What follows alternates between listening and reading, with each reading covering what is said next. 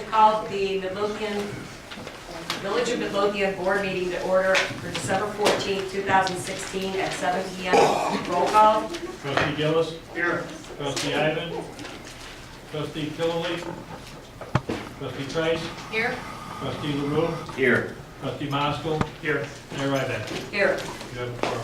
Please stand for the pledge, and after the pledge, please remain standing for a moment of silence for our veterans. I pledge Allegiance to the flag of the United States of America and to the republic for which it stands, one nation, under God, indivisible, with liberty and justice for all.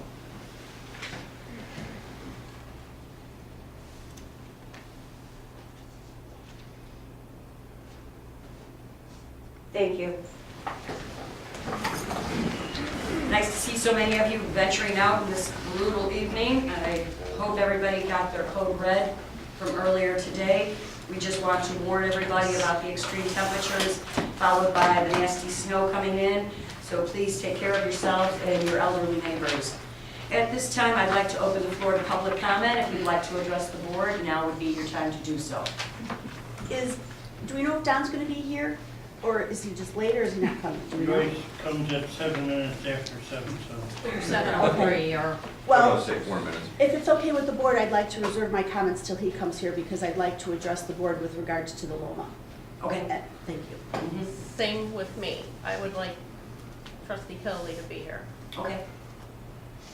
You don't need Trustee Killily? I will, but I can wait till he gets here because I have something else. Okay. Good evening, Valerie Weiskirk. A different trustee. I was trying to wrap my brain around the veto that happened at some point this week. And I was hoping for some sort of clarity on why it would be vetoed, because at least my understanding from the last meeting was that the modification to the business ordinance was supposed to be a 60% threshold, so 40% gaming, 60% other stuff. And I guess I couldn't see where and how it was a bad move to protect the village, at least from more, like the gaming cafes kind of angle. Because if I'm also understanding, all the liquor licenses are currently in operation, and we have no freeze. So I guess I was wondering for some clarity. It was in my opinion that this was just another way. I felt that the limit on liquor licenses was enough of a stopgap and enough of a threshold to be able to monitor the gaming cafes per se. And I honestly, after talking to the strip mall owners and things like that, they rely on the smaller cafes to be able to take up those smaller store spaces. And I just thought it was kind of hurting those strip malls. And it was just my opinion that it was not the best way for the village to approach the gaming cafe. That's why I invoked my power to veto. And I appreciate the explanation. And I guess actually I might not need Trustee Killily. First, for the record, I did receive some meeting minutes from Midmark, and I'm certainly appreciative of it. And I guess I was very confused in trying to read the meeting minutes from the Midmark, and I guess, are we behind in our water billing to them? Or are we caught up? Because I was trying to read their treasurer's report today to see where we're at. So maybe he doesn't need to answer it. Do we know, where are we at on our payments to Midmark? We are Okay. absolutely current. We are absolutely current. We pay them when we receive them, they are due by the 10th of the following month. We are absolutely current. We usually call John Lord. He comes and picks it up. We don't mail it or anything, so we're current. Okay, so we're fine and no over fees or anything that are outstanding, because at some point, and again, this may have been like a year ago, but we had even outstanding fees, so even that's settled and we're at zero. We're completely current. Not? Cool, then thank you. Loss for those votes. Yeah, no, Well, that's and it. that was one of the things we did when I first became mayor. We had to adjust because that's quite a large bill for the village. And we actually did push it out, and that's when Midmark decided they were going to add late fees upon late fees. And that was the easiest way to have a cash flow availability in the village, and that's why it was done. But Okay. yes, we have, since that point, gotten current and are staying current. That's what I was looking for, so I didn't need Okay? Trustee Kelly. Thank you, Treasurer. Okay. Is there anybody else who does not need Trustee Killer that wants to address the board? Trustees, do you want to move on and we'll wait until trustee Killily comes and then we can go back into public for the couple of questions for trustee Sure. Killily? Sounds great. Okay, we'll move ahead then. Postpone, okay. I'd be looking for a motion to approve the consent agenda. On the consent agenda in type, there's a Scrivener's error. The meeting minutes are not from October 28th, but they are from October 26th for the board meeting, and also October 26th for the executive session minutes. Approval of the November 2nd, 2016 committee meeting, approval of the November 2nd, 2016 executive session, the bill list, the approval of the October treasurer's report, and the approval of the department reports for October 2016 for the building, fire, police, and public works. And your corrected minutes are at your place. I'll make a motion. I'll second. Any discussion? I would just, yeah, I do have Go ahead. one, I would like to know why the health department report is not on here. I went back and looked, and it was distributed to everyone on October 27th by Health Officer Tom Myatt, so I'm wondering why it's not on here for approval. I actually just forgot to put it on. I can put it on the end of the month. We'll do October and November's for the health department at the last meeting in December. Can we make a motion to add it to minutes or no? I know you've all received it. Does anybody have an issue with that? Can we amend the agenda to do that? Okay, then we'll I'll add make that a motion to amend the agenda. to add the health Consent agenda. Consent. department's report. I'll second. Yeah, both. Okay. Add both. The October and November. Well, we'll do November's all together, last one in December, if that's okay? Sure. Okay. I have a motion to amend the consent agenda with a second roll call. Trustee LaRue. Actually, me first. Trustee Ivan. Trustee Ivan, sorry. Aye. Trustee Maskell. Aye. Trustee Gillis. Aye. Trustee Price. Aye. Trustee LaRue. Aye. Motion carried. All right, we are amended. Now I'd be looking for a motion to approve the amended consent agenda. I'll make the motion. I'll second. Any further discussions? Yes. And I apologize for this, I read through these earlier today, and I completely missed under October 26th board meeting, 2016 board meeting, under trustee Ivan's business, trustee Lou made a motion to approve the printer lease for the fire department. It was finance department. Yes. What's my name? It should read finance department. Was that on the 26th? The 26th, October 26th, 2016. Okay, and board. I missed it? You can just change it on Maybe change it, please. Change it in face, and we'll get the amended to the clerk. Okay, amended in face. That's all I have. Roll call. Trustee Ivan. Aye. Trustee Maskell. Aye. Trustee Gillis. Aye. Trustee Price. Aye. Trustee LaRue. Aye. Motion carried. Okay. We'll move on to trustee business. Trustee Kreis. Before we go into my business, I was reviewing some of the minutes, and I noted that we never approved the executive session minutes of September 28th. I had asked that they be tabled as I had not had an opportunity to review them, and then they were never put back on an agenda for approval. The other thing I noted is that unless I totally missed it, and I don't believe I did, the board was never provided copies of minutes from the October 19th, and that was a board meeting. October 19th. Excuse me, that would have been committee, correct? We were never provided minutes from October 19th. And I'm pretty confident we weren't, because I went back and I looked at the various agendas. And on November 9th, consent, we approved October 5th special and executive and October 12th. For the next meeting was November 16th, a special meeting. There were no minutes. And the Wednesday after that was Thanksgiving, we did not meet. The 30th was the 5th Wednesday. Last week was a special meeting, so I don't know what happened, unless I was the only one who didn't get them and somehow missed the approval, but I don't see where we were even given the minutes, and I think that puts us in violation of the Open Meetings Act. Okay, I will look into it, Karen. I thought we were on target, so I will find out and give you an answer tomorrow. I don't know off the top of my head. I guess my concern is that, and I did, and the attorney can probably, according to our Open Meetings Act, all of the minutes need to be approved within 30 days after that meeting or the public body's second subsequent regular meeting, whichever is later. So we would be severely, or not severely, but we obviously are not complying with law with those. So if we could get those rectified as quickly as possible. Yes. I actually don't have any updates under the fire department. I guess that's probably a good thing. And under community development, I provided everyone with the intergovernmental agreement and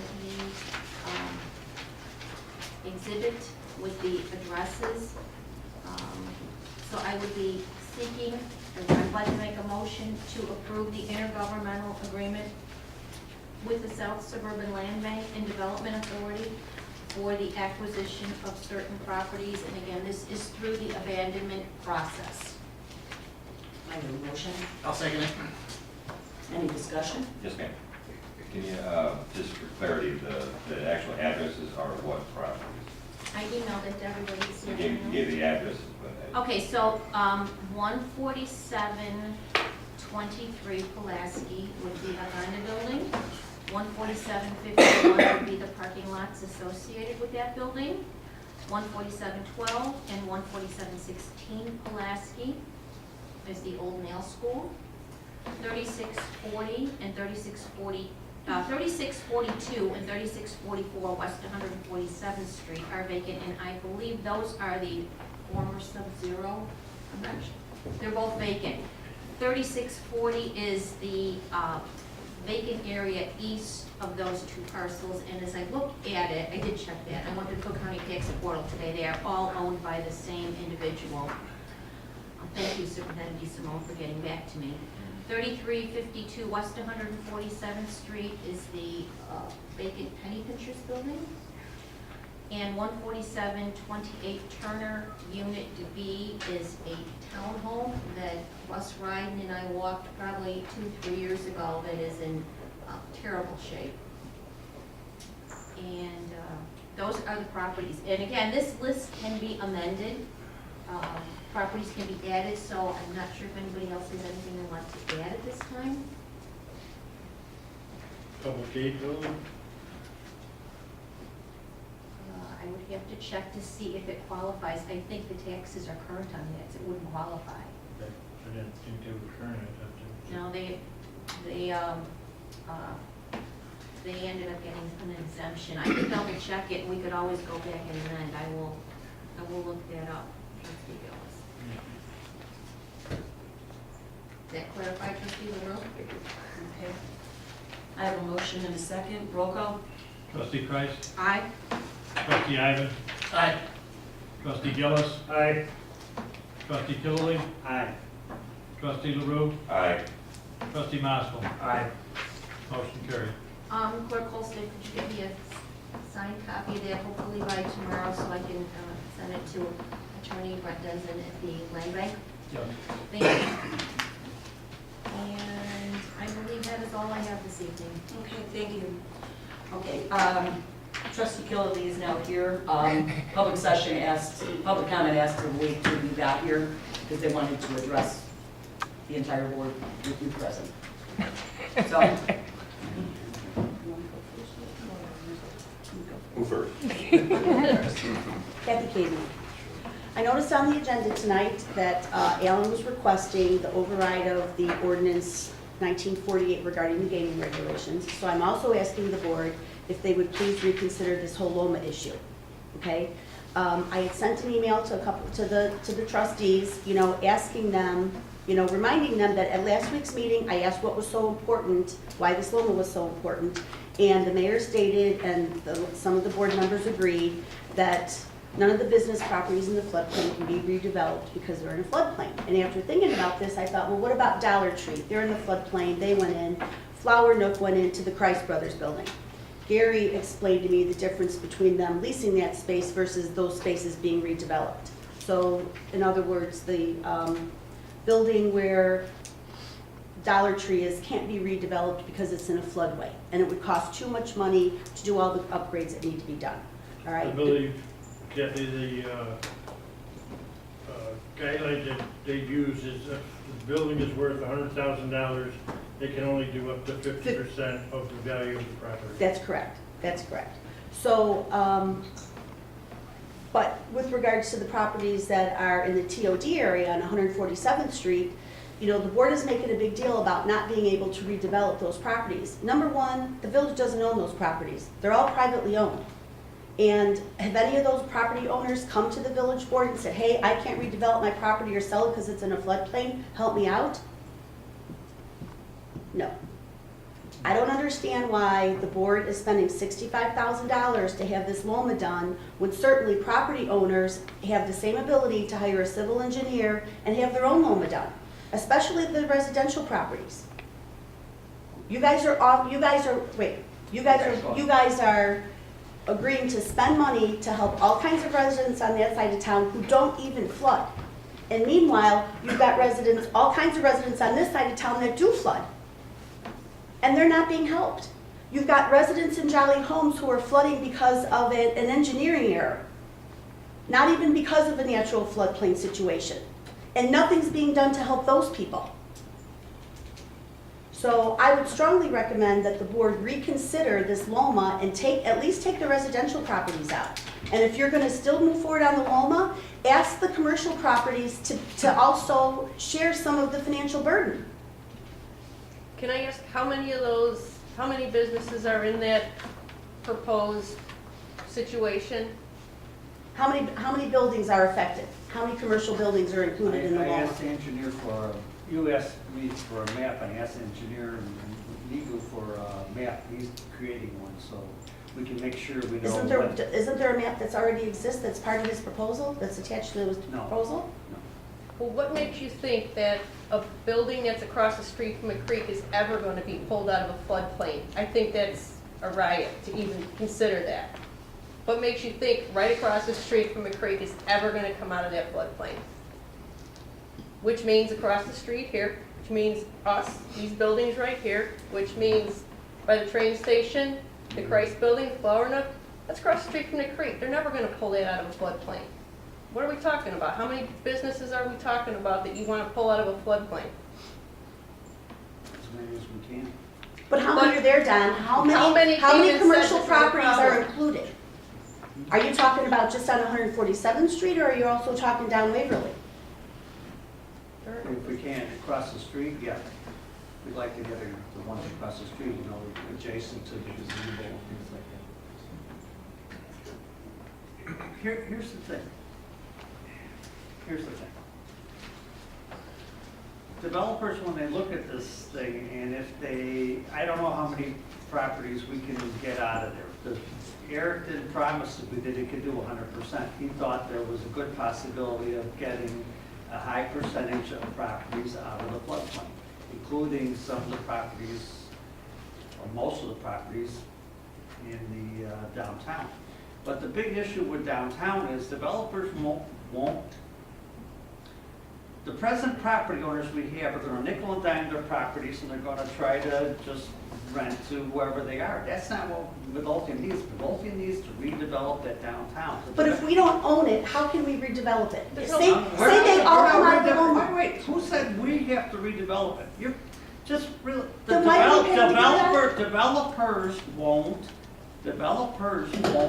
look at this thing because it costs too darn much to develop it. If you look at some of the comprehensive plans that, that we looked at Camaros and so on and so forth. What has to be done with that would be very expensive. You have to raise it, and then you have to figure out about And Don, parking. I understand that. The issue Okay. is that Yeah. the village is paying tax dollar money to Right. do something that the property owner should be The doing. property owners have no interest in redeveloping their property. Well, then, if we're gonna spend the money, how are we gonna recoup the money? Are we gonna ask the property owners to pay us back? Developers are going to, when they can actually develop it, are actually going to offer those property owners enough for them to say, yes, I want to sell the property. And that's Okay, in our best then, interest. if that's the case, then take the residential properties out. No, the resident, why?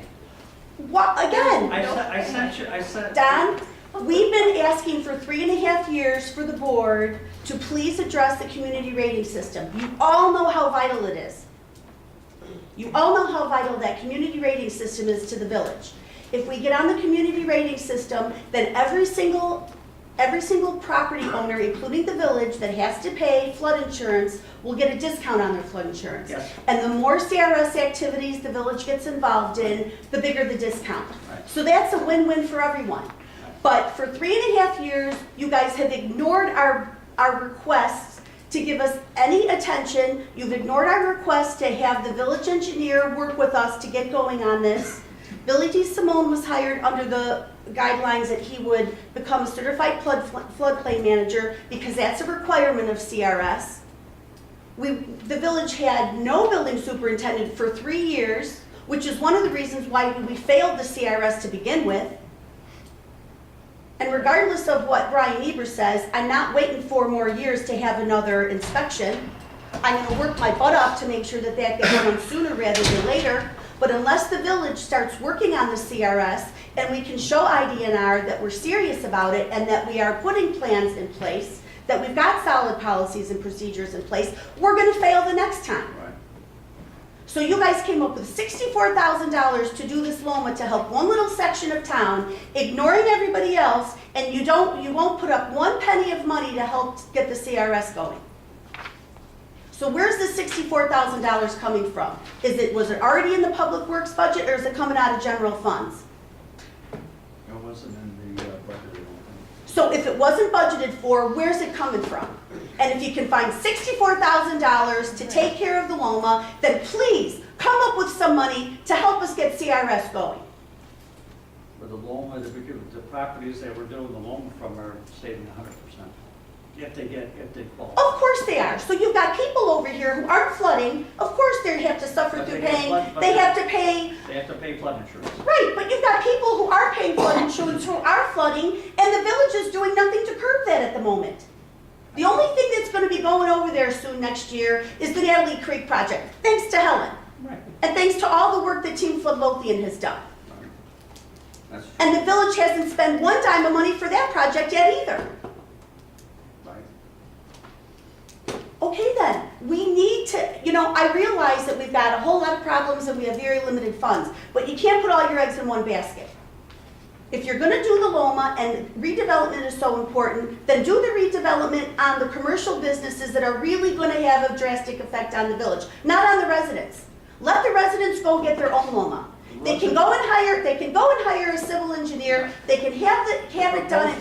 I sent you the proposal just a little while ago. And the Well, I proposal- didn't get it before I left my understand. office, so I haven't seen I it. understand. I was working on it about 5:30, 6 o'clock, okay? And in the middle of what I was supposed to be doing. But the bottom line is that proposal goes a lot farther than just a survey. The residents can't do what the engineer's doing. It isn't just, And guess what, Don? The residents can't do CRS either. That's No, totally a village operation. CRS and this both have to happen. One isn't mutually exclusive. Both of them have to happen. Well, so far as I can Keep see, it's been in ignored. And It's Jolly been ignored. Homes. And Jolly Homes. Jolly Homes has to. And that's been ignored as well. So as the recodification of Chapter 12, the stormwater laws that were called out when Brian Eber was here and made point that we don't even have our laws properly codified and we haven't modified those either. I mean, we have Jolly Homes, I don't know what situation we're in right now. We proposed, right? We've done proposals and we have lobbied. I have, and I think I've lobbied for money, and I have not been successful, so We're gonna move forward on Jolly Homes. We're Didn't probably- Water Reclamation send a letter to a mayor a while ago about some kind of study that they could have done in Jolly Homes? To who? To send them a letter to I who? thought, didn't Water Reclamation send something to the village? about No, that was things? Robinson Engineering. Oh, Robinson. And I budgeted sorry. for them to do the study. Okay, So, in in Jolly Jolly Homes. Homes. And did it get done? Not yet. Is it gonna get done? Yet. No, it's up to the board. Is it budgeted for? It's Has it been it's brought budgeted up? for, yeah. Pardon me? It's budgeted for, Okay, for next year? within this year period. Okay. Okay. With no further comments from the public, we will now close. I didn't go yet. Oh, okay. Okay, Helen Lekovich. I'm also following up on somewhat of what Kathy said, and you know, I'm not gonna apologize for having to stand here and recycle this again, because clearly either somebody doesn't get it or they don't care. It's A or it's B. So the flood victims have been standing here before this board for 3 years and 8 months, asking for help to alleviate the serious flooding problems we've endured for decades. We've been asking repeatedly for the community rating system program to be pursued by the appropriate qualified village employee. In 2013, we experienced a flood that was declared a disaster by the federal government. In 2014, we went on to endure the financial devastation and property loss of 9 additional floods. We pursued help on every level possible with zero assistance from our elected officials for the first 2 years. Finally, I was able to convince Trustee Christ to meet with CNT's Harriet Festing. Finally, we moved forward with village representation, and many benefits have come to Midlothian because of the relationship we developed with Center for Neighborhood Technology and the Rain Ready program, and the continued hard work of Trustee Christ. Imagine where we could be. Imagine where we could be now with serious participation and involvement from all of you and from all of our employees. I've personally met with over 300 residents to document the flooding problem in this village. The burden of proof was on me. Is that fair? I went door to door. I had to prove what nobody who was getting paid for decades did. No documentation. All of that is necessary for CRS. Okay, so I'm volunteering my brains out. I'm out there getting everything done, and I come back here to find out day after day that we have no money to help us. So, because we have not appropriately documented this problem, the agencies I was speaking with were Metropolitan Water Reclamation District, Illinois Department of Natural Resources, Center for Neighborhood Technology, and the Army Corps of Engineers. It's because of this small group of full-time volunteers, Midlothian is going to receive an $8.3 million flood mitigation project from the Metropolitan Water Reclamation District that's slated to begin next year. That project takes us from a 2-year level of protection to a 25-year. The unfortunate reality is this project is still going to leave several hundred homes with flooding issues because MWRD didn't find the cost-to-benefit ratio to meet their standards.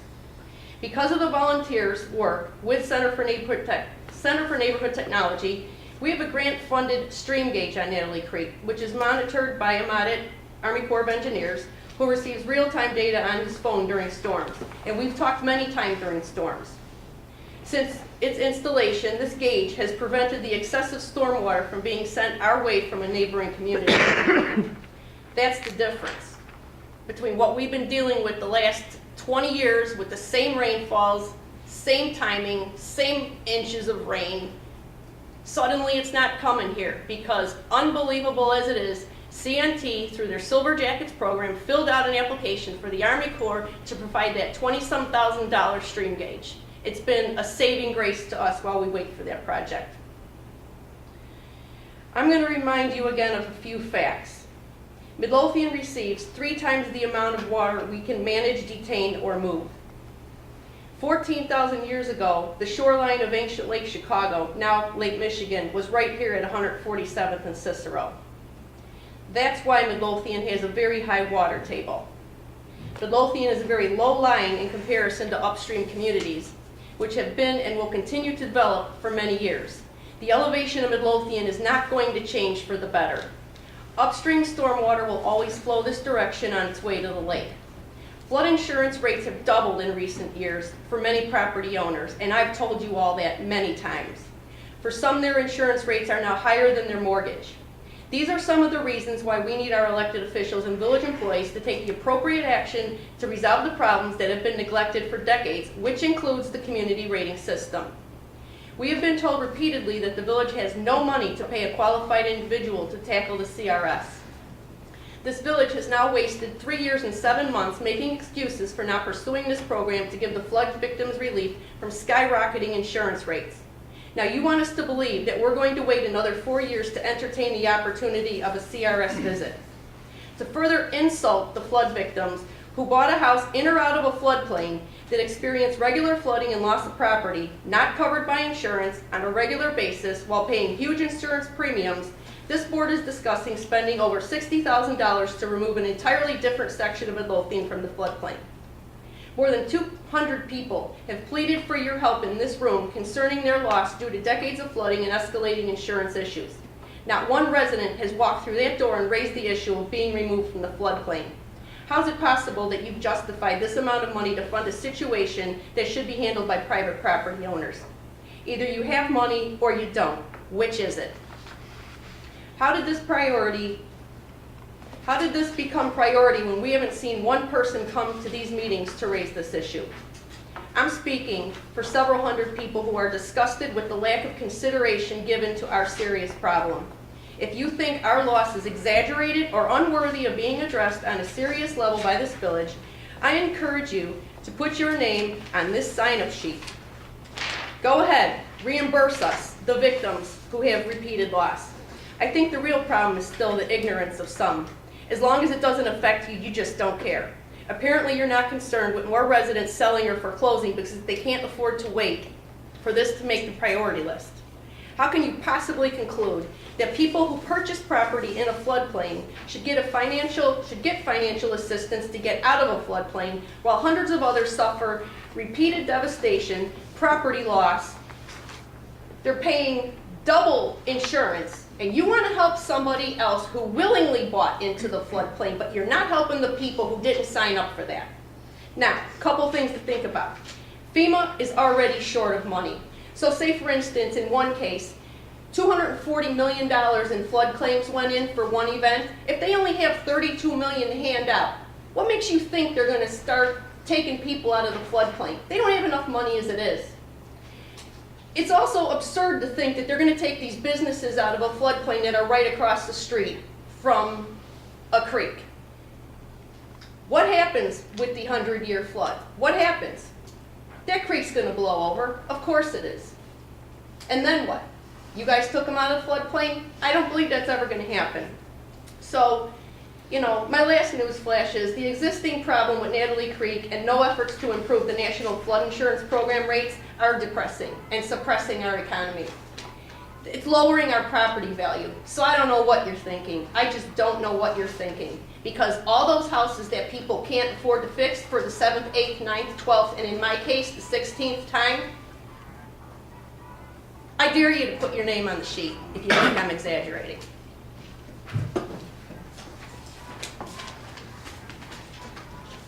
With no further comments for the public, we'll move on to other trustee business. You're up, trustee Ivan.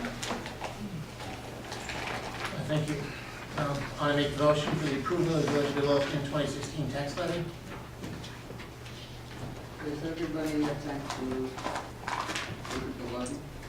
Unfortunately, I have not. I was in here yesterday. I had not received it. It was not on my desk. I did not have an opportunity to come in today. And I've not had time to review it. It was on my desk this evening when I walked in. Well, then I'll make the motion to table it then. The And levy, we'll discuss it next week. I did send you the levy sheet and worksheet from trustee Britton. Treasurer Britton, I'm sorry. Typically, what I would do is take this in this format and review it against last year's. I feel I have to do that before I can vote on it. Well, then, do I withdraw it or do I table it? Well, I just wonder what the deadline again is for the The 27th, so we'll have to have the special. Just so it's final time. I would like the opportunity just to look at it since it's so vital and important. Okay. All right, so, you want motion to table and then we'll put it on Yes. next week's? I have a motion to table. A second. Roll call. Trustee Ivan, Aye. trustee Killily, Aye. trustee Gillis, Aye. trustee Kreis, Aye. trustee LaRue, Aye. trustee Maskell. Aye. Motion to table is approved. That concludes my business. Okay. Trustee Gillis. Yes, just a couple of things. We will be swearing in a new police officer on December 28th. Probationary officer Zachary Blanchard, he has passed all the required background checks, testing, physical, everything else that is required of him. So I'd like to see that on the agenda for December 28th so we can get the family here. Secondly, Chief Kaufman informed me that after years of, was it state police? Yes. Repairing, replacing our DUI machines, they have determined that they're not gonna do that any longer. So we now will have to purchase our own parts. Unfortunately, the machine we have is not one that parts are readily available, so we will need to purchase a new machine. Chief Kaufman will be working on getting quotes and prices to have that at our next committee meeting to review so that it can be passed or purchased for the next board meeting. I believe it expires the end of January. First of the year, they'll no longer be doing any services, any repairs. Our intoximeter is approximately a little over 15 years old, so we've been pretty fortunate all along. They no longer have parts for it, they no longer will be servicing it, whether it works or not. So as of the first of the year, which we were just notified, it's unfortunately how the state operates sometimes. We were just notified that the machine will no longer be able to service. So you can't use it whether it works or not. There's only one price, one company, which I've learned through the state taximeters, and the price is $6,875 to replace the machine. We really, it's either we don't have one or we purchase for that price. Obviously, if we don't have one, we can't do DUIs. And if we did do DUIs, we would have to take them to the department that has a machine that's close to us. So we'll look into the best price available and get back to the board on that. I did want to bring this up when we were talking about letters of map amendments.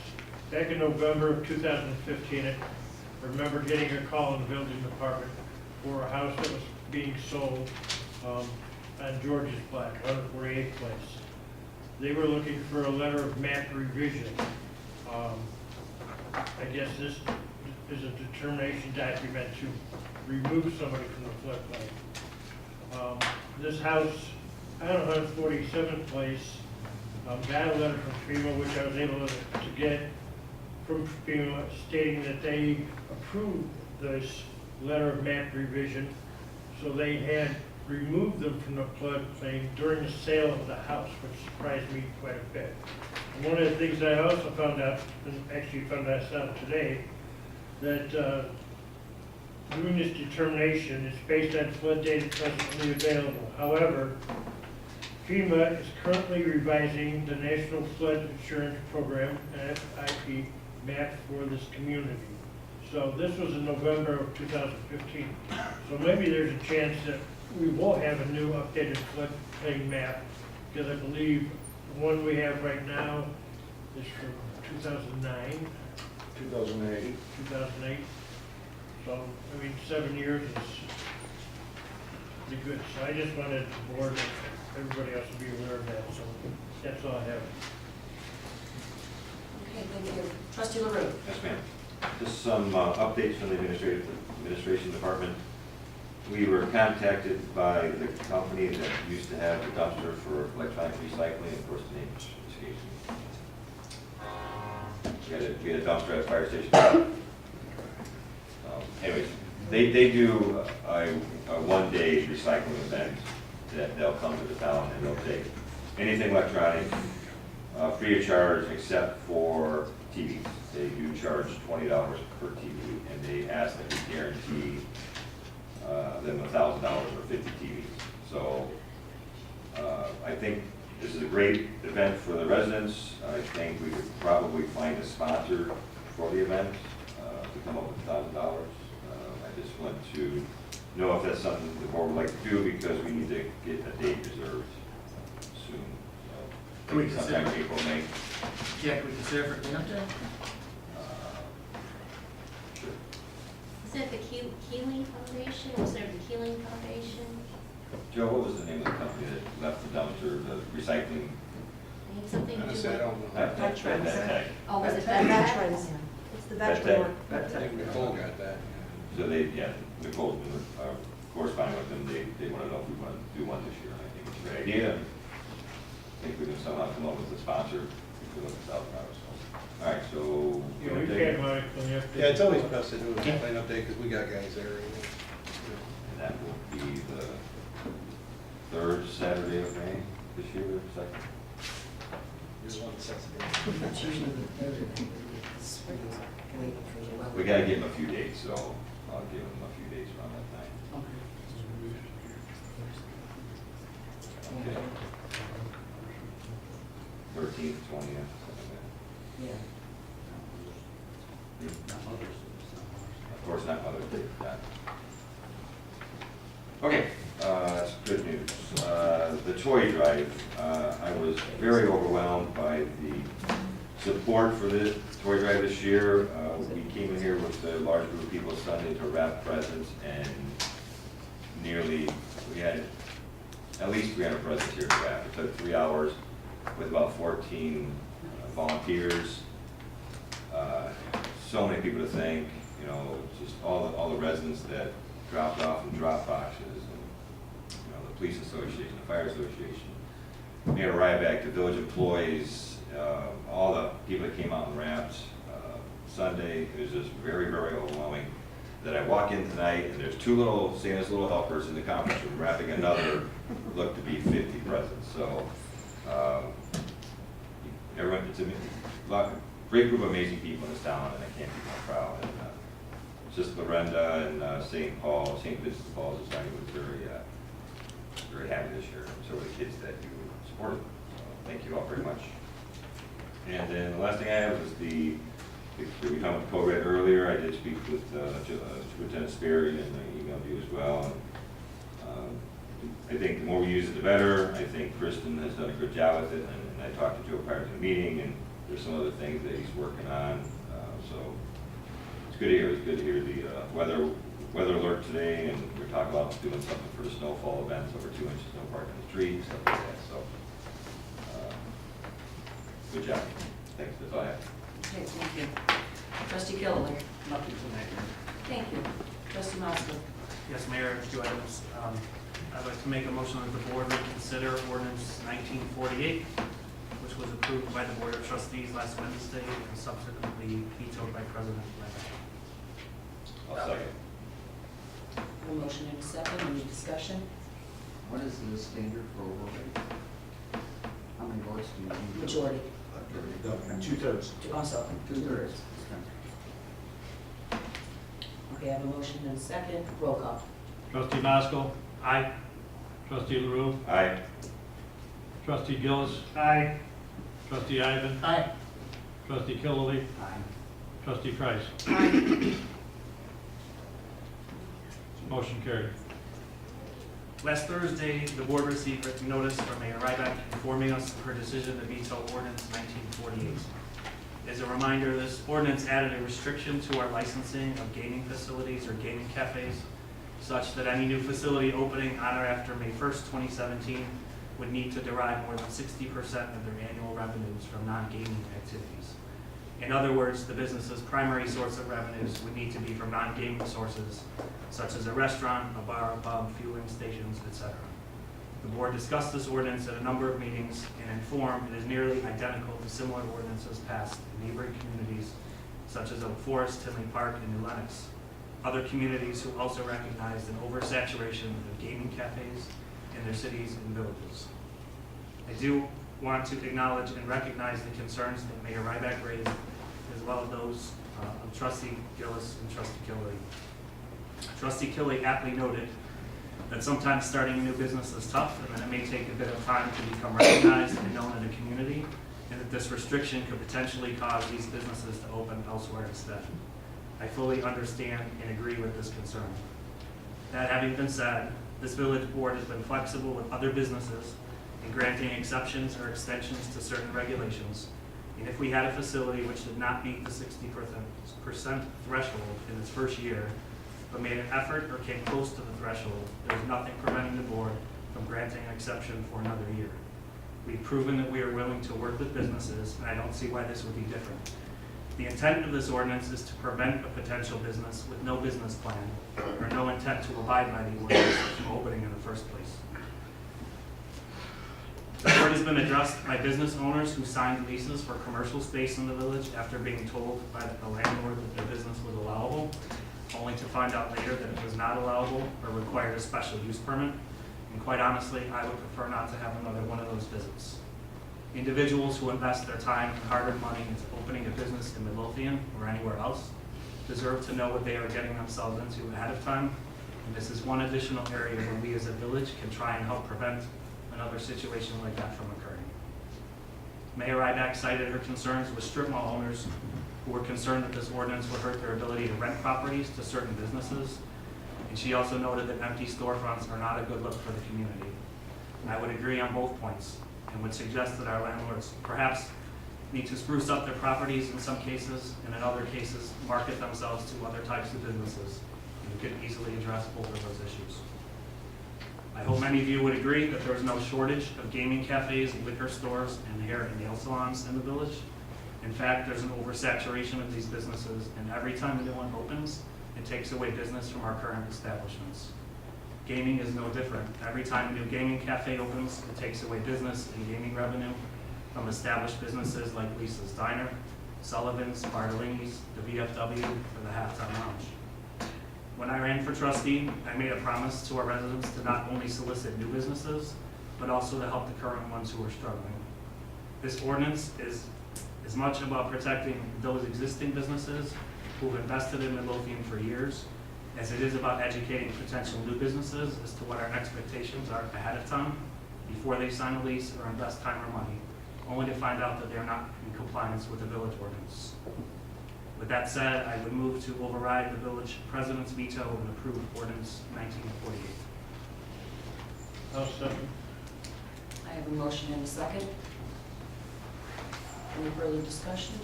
Roll call. Trustee Maskell. Aye. Trustee Gillis. Aye. Trustee Ivan. Aye. Trustee Killily. Aye. Trustee Kreis. Aye. Trustee LaRue. Aye. Motion carried. That is all I have tonight. Okay, thank you. Move on to department heads.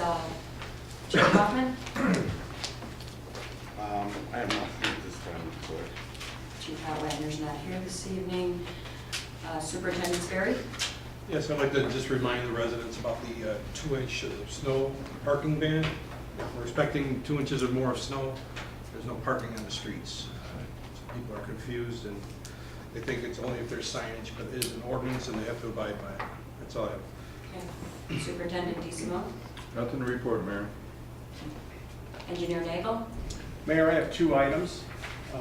They're both great news. On December 6th, we took bids. Stand over here if you don't mind. I don't like my back to you when I'm talking. On December 6th, we took bids for the CBG MFT paving project. We received 4 bids. The low bidder was D Construction for $923,630. Gale Gray Asphalt came in second, $933,863,000. Eric White Paving came in third at $964,443. And K5 was the high bidder, and they came in at $1,098,707.95. The engineer's estimate for the project was $1.1 million. And the low bidder was approximately 19% under the engineer's estimate. We've worked with this contractor before. We're making a recommendation to award it to the low bidder. The village has worked with them too. We know this has to go to committee, we don't expect you to take action on it now, but I wanted to let you know that the bids came in, they came in lower than we thought, turned out great, and we got enough money to do all the streets we planned on doing. Any questions? 200,000 of that is the CDBG grant. Right, right. And so just so everybody knows, when we started the project, if we didn't spend all the CDBG funds, we had to give the funds back to them. So we overbid the project. We had more work than we thought that we could actually afford to do. And because of the timing on it, where the project's going to start early April, so when the first project's coming out, it's $1 million job, prices came in so much better. And you got all the work done, and you have extra money too. So it's good. And you're using all your CDBG money. If you don't use all your MFT money, you get to keep your MFT money too. Okay? So that's good news. The other thing is on Friday, we're going to have a meeting with the MWRD to go over the 60% complete plans for Natalie Creek project. Plans are right there. Everybody would like to see them and see what we're doing and what's being done with it. We could explain it to them. We want to see it. We want to see it. Sure, okay. And so right now, what the schedule is that they're looking at taking bids sometime in the spring with the construction start in the summer. Project's $8.3 million estimated at. Majority of that work's happening within the village. Most of the work's going on is going to be the culvert reconstruction within the village, and the other sections in 04 will be the alignment of the creek. And that's all I have. So that's going to be Friday at 10 a.m. I think Ms. Christ is going to be attending too, and I think the mayor's going to be attending. And it's a 60% complete plan. And Joe Sperry and I looked over the plan extensively. We talked to Burns & McDonald and MWRD already about it. We got all the questions answered. It'll be a real good informative meeting. And actually, Dave Landwehr, I had checked with Superintendent Sperry. He's an engineer from Terra Engineering. He is working with our Natalie Creek Trail Steering Committee as we talk about trail alignment, and he was offered to attend, and you thought having him there would be a good idea. And at that meeting, we're going to ask for the second meeting to start talking about the trail alignment when we have the MWRD representatives there. So a lot of other work going on behind the scenes related to this project. That's all I have. Any questions? Thank you. Thank you. Treasurer Britton? Nothing to report, Madam Mayor. Legal business? No, thank you. Under my business, I have a resolution honoring Ed Hazel. He is with South Suburban Mayors and Managers. Resolution reads, a resolution honoring Ed Hazel for his distinguished and dedicated service as Executive Director for the South Suburban Mayors and Managers Association. Whereas Ed Hazel began his tenure as only the second Executive Director of the South Suburban Mayors and Managers Association in May of 2000.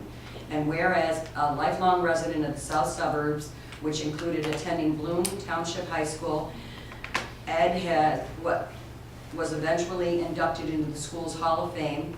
And whereas Ed Hazel continued his educational growth with a bachelor's degree in 1971 and a master's in 1973, both of which were bestowed upon him by the Illinois State University.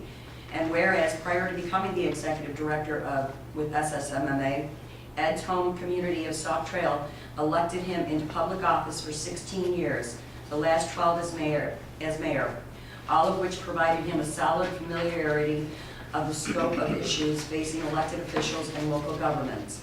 And whereas during his tenure with SSMMA, Ed Hazel was appointed to a multitude of posts, including, among others, the Metro Board of Directors, the Access to Care Board of Directors, the Cook County Workforce Investment Board, and the Land Use Committee for the Chicago Metropolitan Agency on Planning. And whereas Ed was selected to be on multiple gubernatorial transition teams representing the South Suburbs, and whereas during his tenure as Executive Director of South Suburban Mayors and Managers Association, saw growth in the services provided to member communities and exponential increases in intergovernmental collaboration, with a keen understanding that funding agencies place great value in financially supporting multi-jurisdictional projects rather than standalone community endeavors.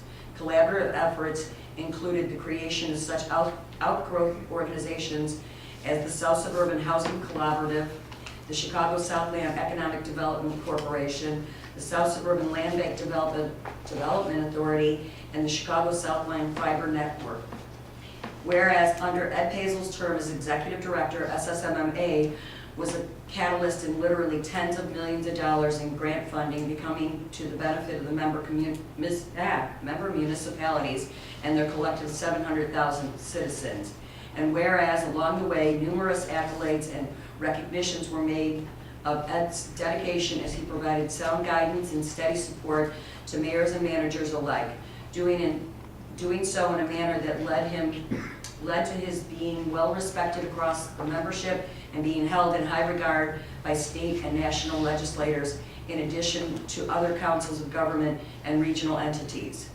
Now, therefore, be it resolved by the mayor and the board of trustees of the Village of Midlothian that Ed Pazel is offered the warmest and most sincere appreciation of the Village of Midlothian and its residents for many years of excellent service.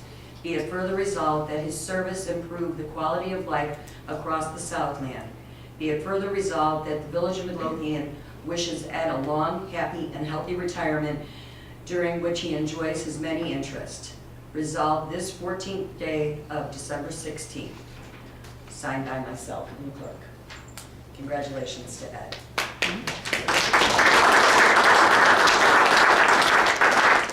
I can just add, I'm at South Suburban Mayors and Managers all the time, and Ed is just been a true friend of Midlothian. Calm, very steady, very smart man, and I personally am going to miss him and his guidance and sending him an email. But I understand he does have a replacement, and I look forward to working with him. The other thing I wanted to update the board is on Monday of this week, I attended a meeting at Congressman Rush's office with the Illinois Tollway and IDOT about the next phase 2 of the expansion of 294 and the 57s and all that. And that is looking to start probably sometime late in 2017, with the construction actually not taking place until 2023, but they're hoping that it could start as early as 2 years early. So that will be coming, and we'll have to stay on top to see how it's going to affect Midlothian. The nice thing we were insured at the meeting is no property acquisitions will have to take place to make the next phase happen, which is really good news for residents and things like that. And that's all I have this evening. Yes? I forgot, as I walked across CT, you sit back there, and I completely forgot to mention the community policing committee for the toy drive. If it wasn't for the members of the community policing committee and the neighborhood watch group, the toy drive would not even be happening. So I wanted to thank you as well. Sorry. No problem. Clerk, do you have any business? I have nothing. Okay. At 7:58, I'd be looking for a motion to adjourn. I'll make the motion. I'll second. All those in favor? All right. Opposed? We are adjourned.